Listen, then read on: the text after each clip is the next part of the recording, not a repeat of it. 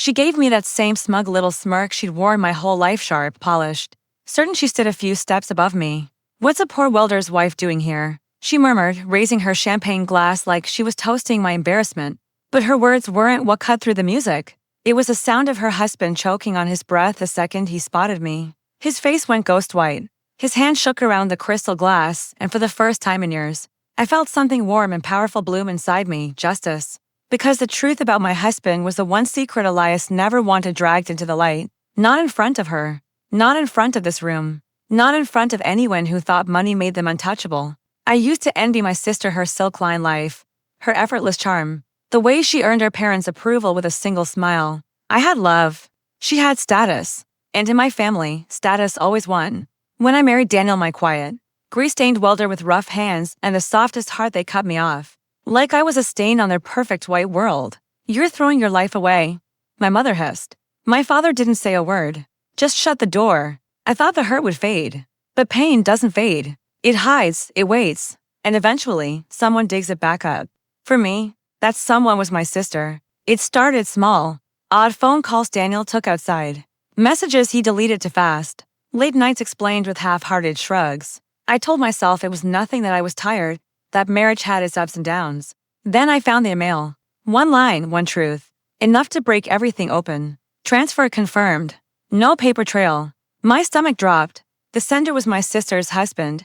Elias hailed the man who owned half the city. I didn't confront Daniel. Not yet. Emotions cloud the mind. Revenge needs clarity. So I watched, and patterns appeared. Money moving. Off the record meetings. A hidden partnership meant to cut Elias out, strip him of power, and leave him exposed in the one place he worshipped, the boardroom. And Daniel, my quiet, thoughtful Daniel, was right in the center of it. That was the moment something in me shifted. No tears, no pleading. Just the truth settling in my bones. I wasn't a fool. They were, because Daniel wasn't just a welder. He never had been. I started planning in silence, gathering everything, every transfer, every meeting, every scrap of proof. Enough to crush the empires if needed. Then I pushed even further. I hired a private auditor, a legal strategist, an investigator who specialized in people who hid their crimes behind suits and charm. Piece by piece, I built a case so tight it could choke. When I finally confronted Daniel, he didn't deny any of it. He didn't even look worried. He just let out a slow breath, his eyes steady. "It's time you knew," he said. Not sorry, honest. And then he told me everything, his secret ownership in multiple companies, the plan he'd spent years building to dismantle Elias's financial empire, and the real reason he lived like a welder. "Power is quiet," he said. "Status is loud. Loud people attract families like yours," and right then I understood. He hadn't married beneath me. I had married far above every single one of them, and they were too blinded by status to see it. The gala was timed perfectly. The board was there. Investors were there. My sister, my lifelong rival, was front and center. And the final blow had already been delivered. Every illegal transfer Elias made.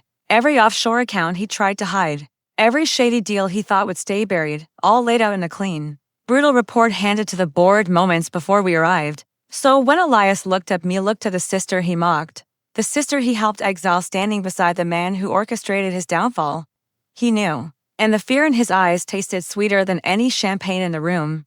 "W, what are you doing here?" he stuttered.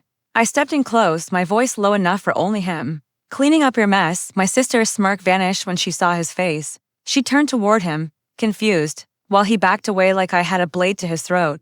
And in a way, I did. Within an hour, he'd lose his title, his accounts would freeze, his partners would be notified, and my spotless sister would finally feel what it was like to fall.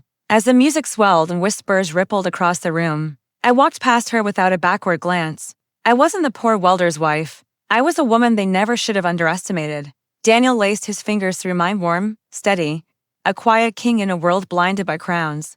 I released a breath I'd held for years. "Ready?" he murmured. "More than ever," I said. And as we stepped out of the gala, I didn't feel revenge. I felt reborn.